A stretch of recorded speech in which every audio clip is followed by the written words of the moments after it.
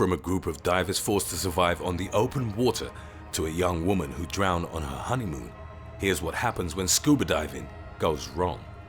Before we begin, be sure to subscribe to They Will Kill You. Hit the like button and request any topics you'd like to learn about in the comments section below.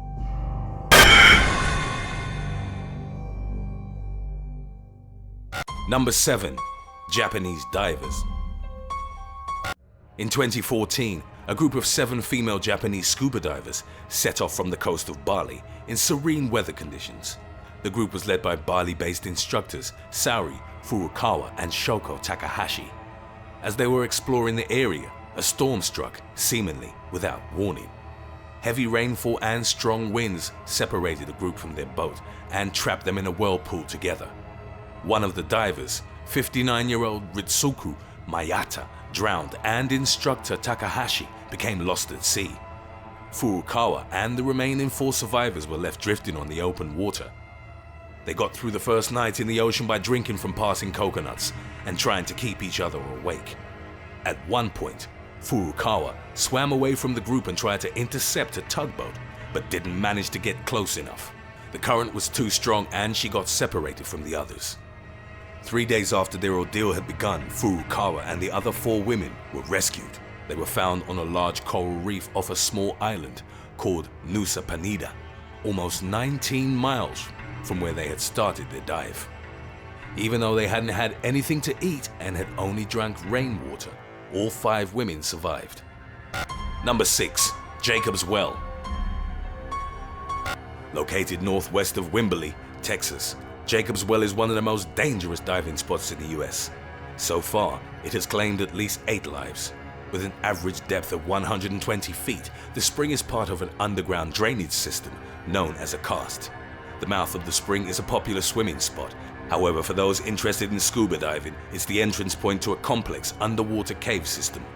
The problem is that the floors of some of the chambers are covered in silt or fine gravel. Even the slightest brush of the flipper is enough to stir up the sediment and obscure the diver's vision. Navigating it requires specialized technique and equipment. Swimming through the chambers sometimes involves maneuvering through narrow passageways. Such was the tragic case of Southwest Texas State University student Richard Patton. He was looking for a way to move from chamber to chamber when he became stuck in a false chimney that looked like a way out. Number 5. Thomas Pritchard.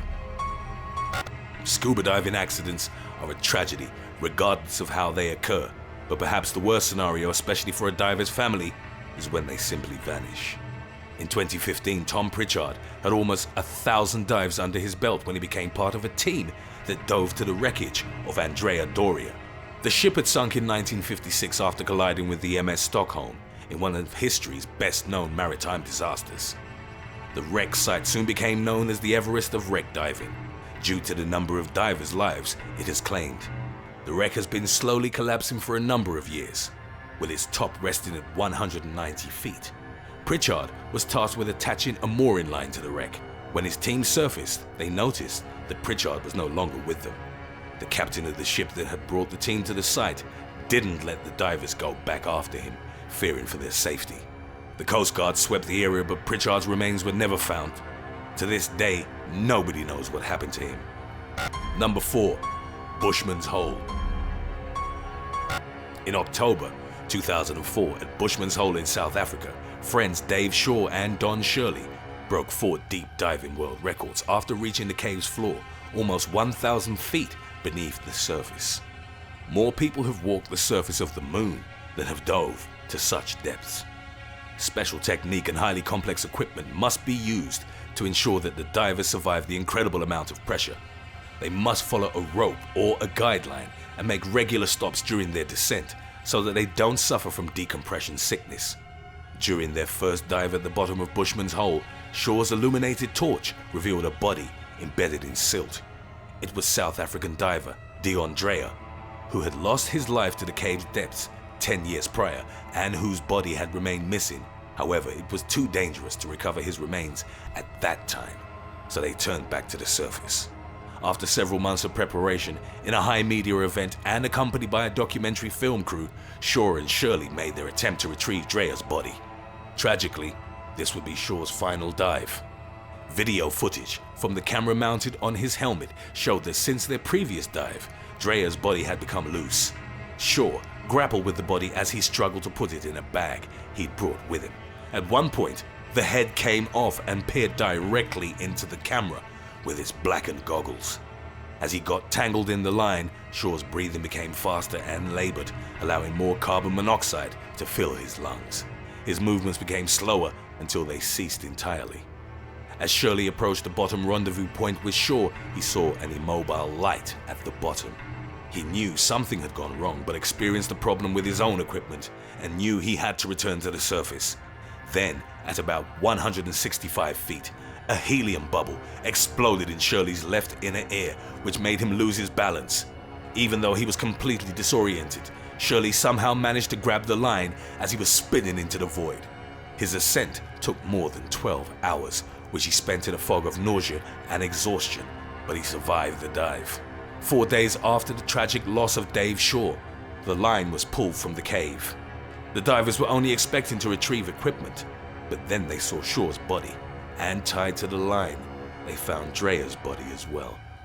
Even though it cost him his life, Dave Shaw had managed to complete his objective of retrieving Dreyer's remains. Number 3. Poliakov Oleg. A horrific accident off the coast of Pattaya in Thailand re-emphasized how important it is for divers to mind their surroundings at all times. 40-year-old Poliakov Oleg and an unnamed companion were swimming in a proper diving zone. Unfortunately, when they surfaced, they were hit by a passing speedboat. The driver, identified as 47-year-old Ritsurong Panla, told the authorities that he was carrying a group of 10 tourists at the time and was unable to stop the boat when the two divers suddenly surfaced. The speedboat's propellers cut Poliakov in half, and his companion, who was also hit, remained missing. Number 2. Yuri Lipski. A blue hole is a large marine sinkhole that's open to the surface. It's typically created in an island or a bank composed of limestone or bedrock. A blue hole located on the east coast of Egypt's Sinai Peninsula is one of the most coveted diving spots in the world. The coral-lined sinkhole has a depth of about 394 feet. Despite its beauty, it has claimed over 130 lives in the past 15 years. One of the most notable deaths is that of 22-year-old Russian-Israeli diving instructor Yuri Lipski. He recorded his dive, and the video, which also captured his death, is reportedly still available online. After he reached the sea floor at around 377 feet, he panicked and removed his regulator, the mouthpiece that divers breathe through. It's believed that nitrogen narcosis might have impaired his judgment. Nitrogen narcosis is a mental state that divers experience at great depths, which may involve panic, paranoia, confusion, and even hallucinations. To reduce narcosis and the effects of decompression, deep divers use multiple stage tanks that are filled with trimix, a blend of nitrogen, helium, and oxygen. Lipski had just one tank with a mix of oxygen and helium called Heliox. Number 1. Tina Watson. In October 2003, 26-year-old Tina Watson from Helena, Alabama, died under strange circumstances while scuba diving in Queensland, Australia. The woman was on her honeymoon with her new husband Gabe Watson, a rescue diver who was also her diving buddy. On October 22nd, the couple was scuba diving at the site of the historical shipwreck, Yongala. Within 2 minutes of beginning the dive, Tina lost consciousness and sank to the bottom, around 98 feet below the water's surface. One of the divers nearby later claimed that he saw Gabe engage in an underwater bear hug with Tina as she was struggling. Afterwards, Gabe reportedly headed to the surface as she fell to the bottom. Another diver took a picture of his wife and by chance caught Tina in the background as she laid face up on the ocean floor. The cause of death was determined to have been drowning, and evidence of murder started piling up against Gabe. The man gave 16 different accounts of what had happened to the authorities, none of which coincided with what the single eyewitness had reported or with what his dive computer had recorded. The initial suspicion was that he turned off his wife's regulator, held her until she was unconscious, and then turned it on before letting her sink. The belief was that he killed his wife for her life insurance. Gabe eventually pled guilty to manslaughter. admitting that he'd failed to provide Tina with proper assistance. However, it later emerged that the woman had had surgery to correct an irregular heartbeat 2 years prior to the incident, which she didn't mention on her dive application. Gabe had received his rescue diver certification over a 2-day course in Alabama, thus he had no rescue and very limited open water experience. It was concluded that Gabe hadn't killed his wife, but rather abandoned her in desperation to save his own life. The case against him was dismissed by an Alabama judge. Thanks for watching. Do you know other cases in which scuba diving went wrong? Let us know in the comments section below.